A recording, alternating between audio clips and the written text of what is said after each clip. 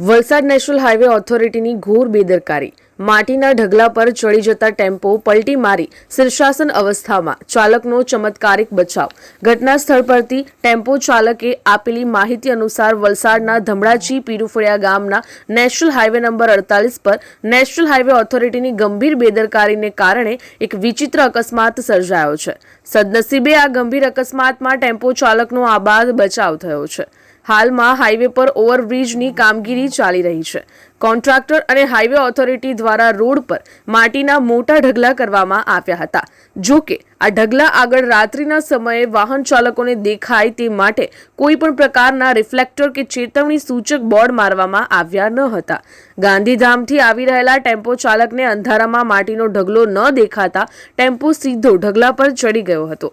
રફતારમાં હોવાને કારણે ટેમ્પો પલટી ખાઈ ગયો હતો અને હાઈવે પર જ ઊંધો થઈને શીર્ષાસન જેવી સ્થિતિમાં આવી ગયો હતો। અકસ્માત સર્જાતા રાહદારીઓ અને સ્થાનિક લોકો મદદ માટે તાત્કાલિક ઘટના સ્થળે દોડી આવ્યા હતા। અકસ્માત એટલો ગંભીર હતો કે ટેમ્પોનું કેબિન દબાઈ ગયું હતું, પરંતુ સદનસીબે ટેમ્પો ચાલક દયાશંકરનો ચમત્કારિક રીતે બચાવ થયો છે। અકસ્માત બાદ હાઈવે ઉપર ટ્રાફિક જામના દ્રશ્યો સર્જાયા હતા। આ ઘટના બાદ સ્થાનિક લોકોમાં અને વાહન ચાલકોમાં હાઈવે ઓથોરિટીની બેદરકારી સામે રોષ જોવા મળી રહ્યો છે। વહીવટી તંત્ર દ્વારા તાત્કાલિક ધોરણે સાઇન બોર્ડ અને રિફ્લેક્ટર લગાવવામાં આવ્યું છે। અમારી લાઈવ ન્યૂઝ 24 ચેનલને સબસ્ક્રાઇબ કરો,